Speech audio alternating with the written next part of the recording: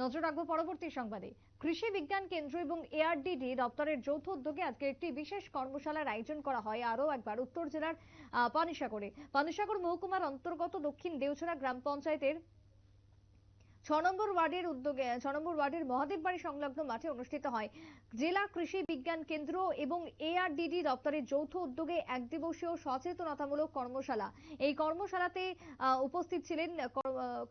উপস্থিত ছিলেন বিভিন্ন বিশিষ্টরা। প্রদীপ প্রজ্বলনের মধ্য দিয়ে শুভ সূচনা হয় কর্মশালাকে কেন্দ্র করে কি বক্তব্য উঠে এসেছে পানিসাগর থেকে শুনুন।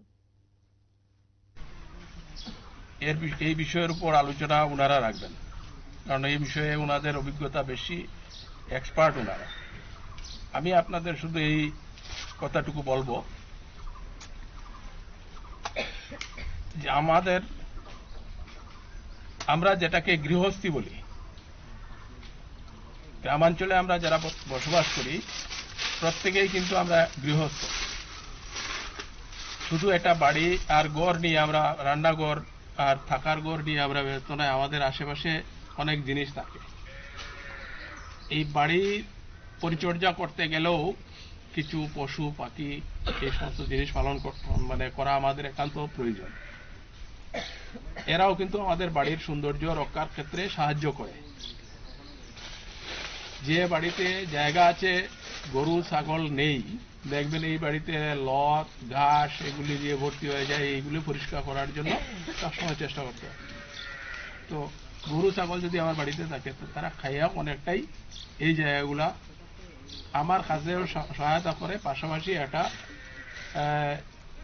এটা গরু আমার থাকলে এটা দুধ দিতে পারে বা হাল চাষের ক্ষেত্রে ব্যবহার হইতে পারে। কোনোটাই যদি না হয়, দেখা গেল এটা মেয়ের বিয়ে লাগাইয়া 4টা গরু যদি ভালোভাবে বিক্রি করা যায় তো অর্ধেক টাকা এখান থেকে বাইরে যেতে পারে। আর্থিকভাবে আমরা স্বাবলম্বী হতে পারি এবং আমাদের যে বাড়ির যে পারিপার্শ্বিক অবস্থা, পোলাপান অনেক সময় কিনা করে অর্ধেক খায় অর্ধেক পালাই দেয়। এই বাড়িতে যদি আশ মুরুখ থাকে তারা কিন্তু এই জিনিসগুলা খাইতে পারে। এর ফলে আপনার এই জিনিসটা নষ্ট হয় না, মানুষ না খাইলেও তারা খাইয়া করে। এই দিক দিয়েও আপনার যে তারে যে খাবার দেওয়ার আছে এটার এটা সাশ্রয়, একটা আরেকটার পরিপূরক।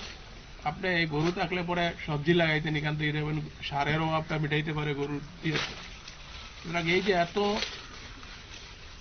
এটা একটার উপর আরেকটারে ভিত্তি করিয়া যে ব্যবস্থাটা করা যায়, এর ফলে কিন্তু আমাদের এটা পরিবারের সচ্ছলতা বাড়ে, আয়ের রাস্তা বাড়তে পারে। সংশ্লিষ্টের বক্তব্য আপনারা শুনলেন। আজকে 154 জন কৃষককে নিয়ে অনুষ্ঠিত হয় কৃষি বিষয়ক উপর আলোচনা। আগামী দিনে কিভাবে কৃষকদেরকে আরো এগিয়ে নিয়ে যাওয়া যায়, ভাবনা চিন্তা থেকে শুরু করে পশুপালন এবং কৃষির সুবিধার্থে রাজ্যকে কিভাবে এগিয়ে নেওয়া যায়, তার জন্য এই বিশেষ আলোচনা সভার আয়োজন করা হয় আজকে পানিসাগরে। ছোট্ট একটা বিরতির পর ফিরে আসবো, সঙ্গে থাকুন।